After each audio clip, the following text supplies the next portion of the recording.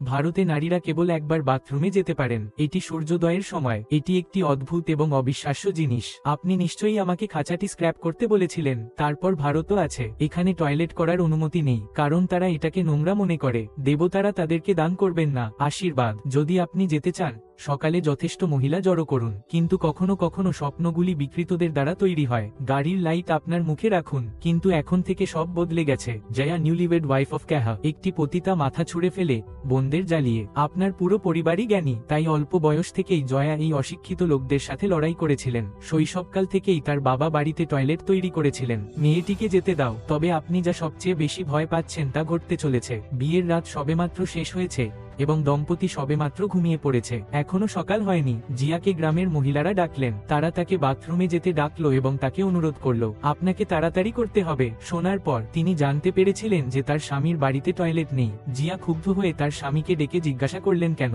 এটা সম্পর্কে বলুন। আমি ভেবেছিলাম আপনি জানেন যে ভারতে কোনো টয়লেট নেই। রাগ পেলে তিনি তাদের সাথে চলে যান। পথে যায়া আরও জানুন, মহিলারা সকালে বাথরুমে যান না, তারা শুধু রাতে যেতে পারে। জায়গাটি গ্রাম থেকে দূরে একটি নির্জন জায়গা। বাথরুমে যাওয়ার সময় তাদের সাবধানতা অবলম্বন করতে হবে, অন্যথায় শিকারীদের দ্বারা তাদের আক্রমণ করা হবে বা বিশেষ করে বিকৃত।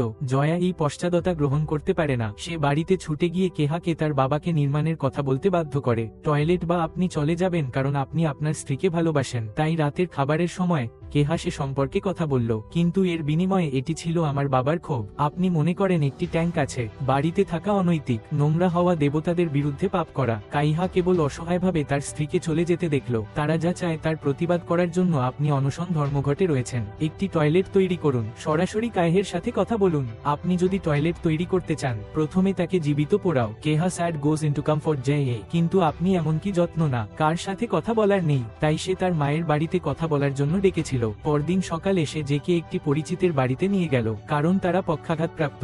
ঘরে টয়লেট তৈরি করতে অনিচ্ছুক। সে সুখে উপরে উঠে গেল। তারপর ভিতরে যান এবং এটি মোকাবেলা করুন। কয়েকদিনের জন্য অবশিষ্টাংশ। তবে এটি দীর্ঘমেয়াদী উপায় নয়। যে তার স্বামী যেভাবে পরিচালনা করে তাতে সন্তুষ্ট নয়। গভীর রাতে ঘুমাচ্ছি, জায়া। আমি ঘুম থেকে উঠে আমার স্বামীকে বাথরুমে যেতে বললাম। কেহাকে তার স্ত্রীকে নিয়ে যেতে হয়েছিল। চিন্তা করবেন না, আমি বাইরে দাঁড়িয়ে আপনাকে কাঁধে রাখবো। আমি শুধু বাথরুমে যেতে বসেছিলাম। তারপর গাড়িটি উঠে এসে মুখে লাইট দেয়। দেখা যাচ্ছে এটাই আমার শ্বশুর এবং বাবা এতটাই ব্যস্ত ছিলেন যে তিনি রাস্তায় পড়ে গেলেন। সবচেয়ে খারাপটা আমার স্বামী। আপনাকে অবশ্যই আপনার স্ত্রীর ক্রোধ সহ্য করতে হবে। বাবা বাড়ি গিয়েছিলেন, কিন্তু তিনি অনুভব করেছিলেন আজ সকালে ছিল স্বাভাবিক। রাগ করার মতো কিছুই নেই। যে রেগে গেলেন এবং তার সাথে তর্ক করলেন। তারপরে কেহা যুদ্ধের মাঝখানে দাঁড়ালো। এটি মোকাবেলা করার বিষয়েও আমার মাথা ব্যথা রয়েছে। স্ত্রীর জন্য টয়লেট এবং বাবার অস্বস্তি। একটি বন্ধু একটি ধারণা নিয়ে এসেছিল। আপনার স্ত্রীকে গ্রামের শীর্ষে নৌকায় নিয়ে যেতে হবে। ট্রেন সর্বদা 7 মিনিটের জন্য থামে।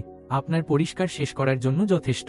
আমি প্রতিদিন সকালে গাড়ি চালাচ্ছি। আমার স্ত্রী সেখানে গিয়েছিল বাথরুমে যেতে। পরীক্ষা দেওয়ার জন্য মোটরসাইকেল ছিল না। সেখানে যাওয়ার জন্য আপনাকে একটি খামার গাড়ি নিতে হবে। ট্রেনের জন্য কয়েক ঘন্টা অপেক্ষা করতে হয়েছিলাম। সবকিছু এত ভালো চলছে বলে মনে হচ্ছে এআই মজা ছিল, কিন্তু আজকের দিনটা আলাদা। যখন জয়া টয়লেটে গেল, বাইরের ব্যক্তি দুর্ঘটনাক্রমে দরজা ব্লক করে কিছু রেখে গেল তোমার বাইরে। এখন ট্রেন চলছে, কিন্তু জয়া এখনো চিরকালের জন্য দরজা খুলতে পারেনি। পরে বাইরের লোকেরা তা জানতে পেরেছিল। তাড়াতাড়ি এবং সমস্ত ব্যারিকেডগুলি সরান এবং তাকে বাইরে ছেড়ে দিন। জায়া ট্রেনের দরজার পাশে দাঁড়িয়েছিল। আমি আমার স্বামীকে গাড়ি চালিয়ে যেতে দেখলাম। তিনি তাকে ঝাঁপিয়ে পড়ার জন্য একটি ফাঁস ব্যবহার করতে বলেছিলেন, কিন্তু সে কেবল মাথা নেড়েছে। একই নৌকাটি তার বাবা মায়ের বাড়িতে ফিরে আসে। কেহা তার স্ত্রীকে বাড়িতে ডেকেছিল, কিন্তু সে তা প্রত্যাখ্যান করেছিল। আপনি হতাশ বোধ করেন। তারা বলেছিল যে টয়লেট না থাকলে তারা বিবাহ বিচ্ছেদ করবে। পত্রিকায় 2 জনের গল্প প্রকাশিত হয়েছিল। শ্বশুর পড়তে অত্যন্ত বিব্রত। সে তার ছেলের প্রতি ক্ষোভ প্রকাশ করে, এমনকি যদি আপনি এমন কোনো মহিলাকে বিয়ে করেন যিনি পরিবারকে অপমান করেন।